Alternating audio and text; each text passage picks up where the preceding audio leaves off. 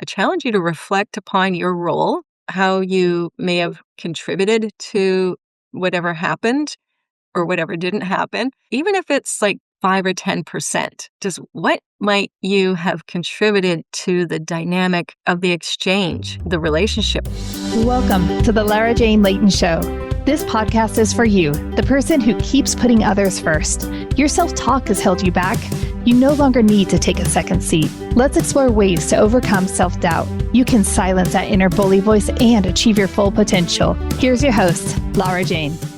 Welcome to the challenge today. I have my best friend Joyce back here with us. And, as we go through life, we change, we grow, we have relationships, they come and go, whether it's our kids or our coworkers or friends or family. Sometimes things change.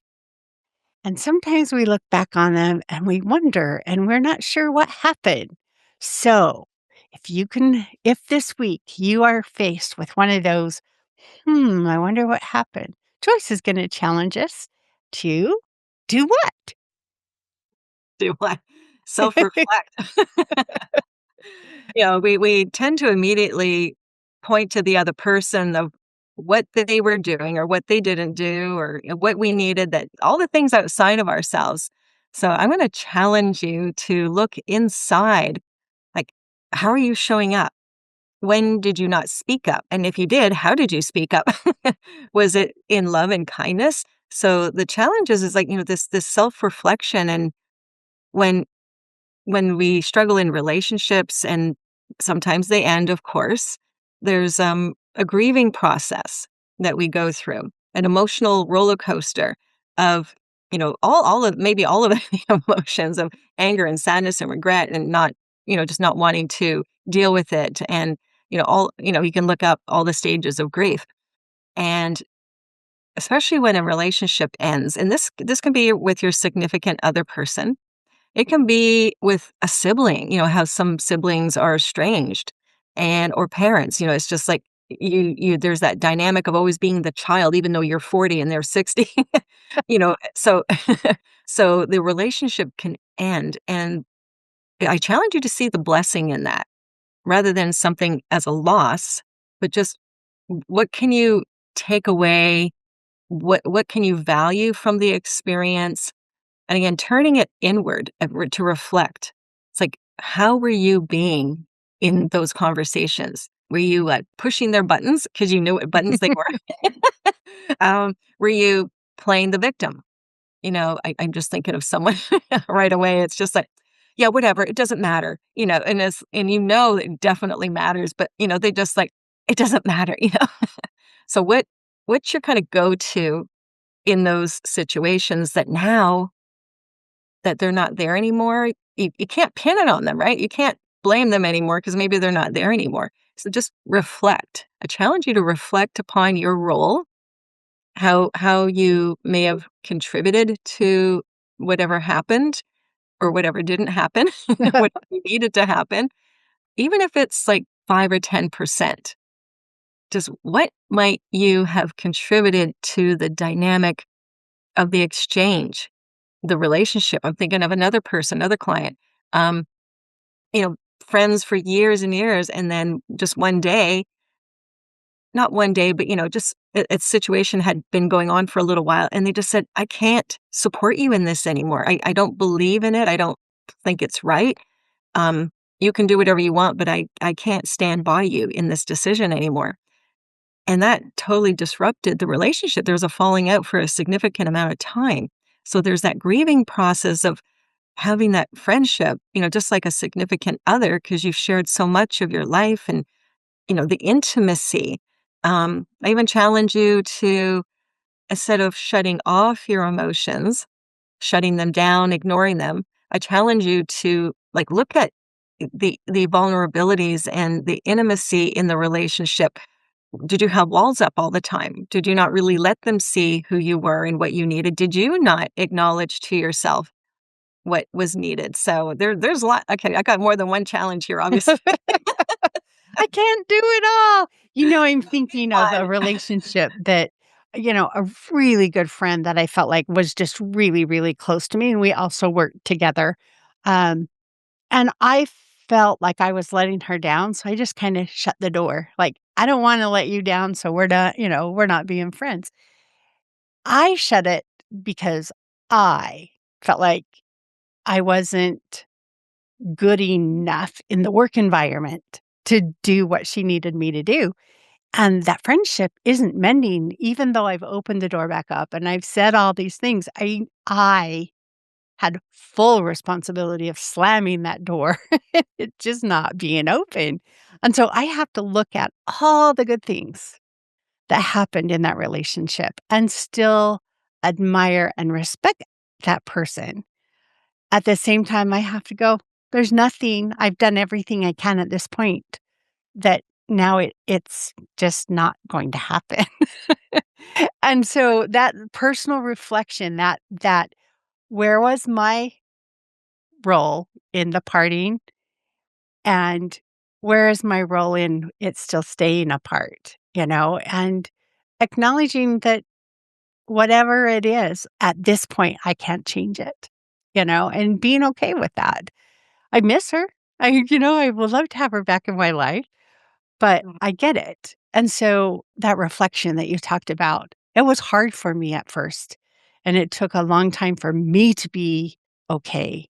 So I have other things that I can do that reflection on, kids that I've disappointed. And how do I fix those or at least feel comfortable in those relationships? And it can, it's not always both ways. Like we can do our best to reconcile, to make amends, to forgive. But if the other person doesn't want to kind of meet you part way, then that's their choice. Yeah. But do we go through the rest of our life like dwelling on it, regretting whatever, beating ourselves up, or can we just say, "Hey, I see my role in that. I see how things played out, and this is according to my perspective." It's like the thing, he's like, you see something happen, 20 people could stand around an event, and Yep. you'll have 20 different stories of what took place. Absolutely. So, it's all the story that we tell ourselves, the perspective that we have of them and us and the relationship.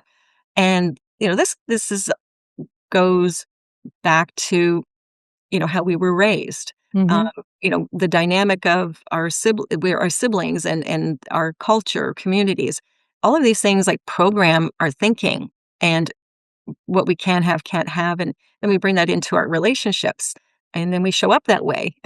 So when the relationship falls apart, it breaks down, or you know, yeah, you can go along for quite a few years and nothing happens, and all of a sudden one day something snaps. Mhm.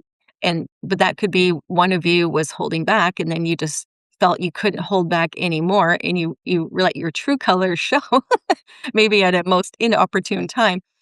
But we can only go through life to that length for so long before something just requires us to shift. And that happens a lot in relationships, especially when you've been together a long time.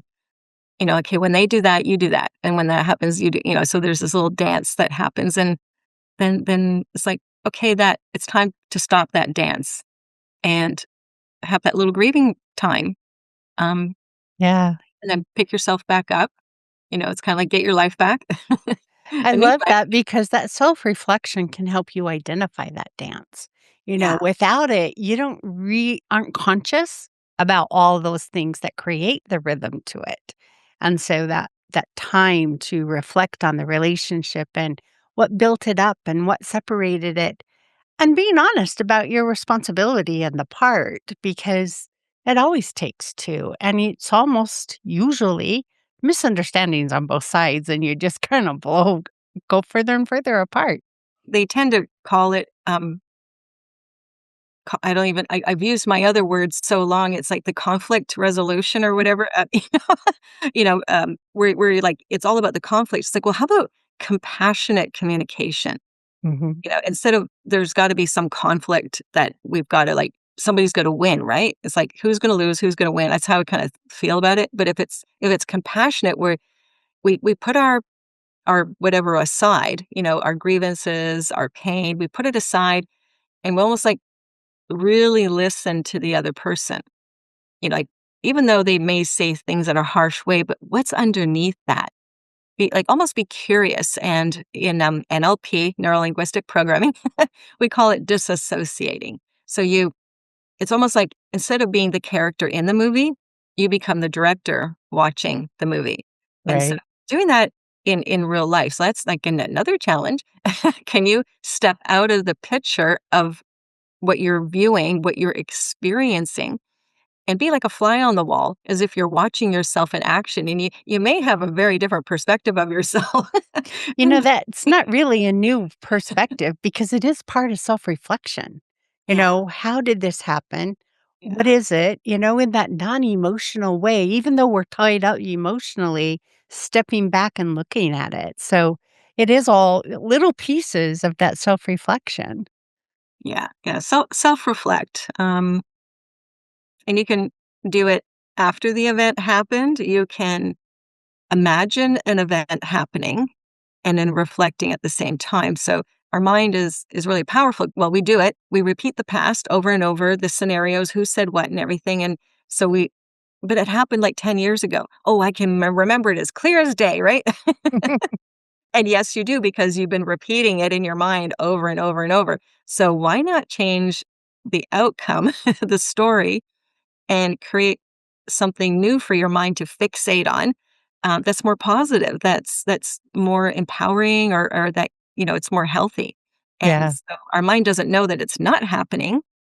So you just imagine the scenario, even though the other person is going to be however they're going to be, we start to show up differently in that situation, in the dialogue that happens, the words that we choose, all the things. So just, pretend. Well, Pretend I something. guess pretend. And that's what self-reflection is, figuring out how it went. How could it have been different? And what am I going to do next time? Because if you don't pre-plan the next time, it was a waste of time, right? Yeah, you're gonna But react the same how way as you did last time. Oh, Joyce, this has been fun. I love the challenge, the self-reflection on the relationships that are going well or not going well or have already gone away and figuring out how we want to respond next time it comes around. So I really appreciate your time. I love the challenges because they're quick and easy and something we can try. And Yeah. I self-reflections never hurt or harmed me. It sometimes just gives me reality. So thank you so much. Friend, the information about Joyce is in the show notes. You can jump down there if you want to get a hold of her. She's amazing. And we both are not licensed medical or mental professionals. We're here for entertainment and hoping you the smoothest and most beautiful journey that you can have to your destination. Stay tuned for the next episode. Are you tired of waking up exhausted? You are not alone. If you're looking to take your life back, let's start with the simple step of adjusting your self-talk. Stay tuned for the next episode with your host, Lara Jane. Remember to follow the show so you don't miss the next simple step that you can use to feel more confident. And please leave an honest review.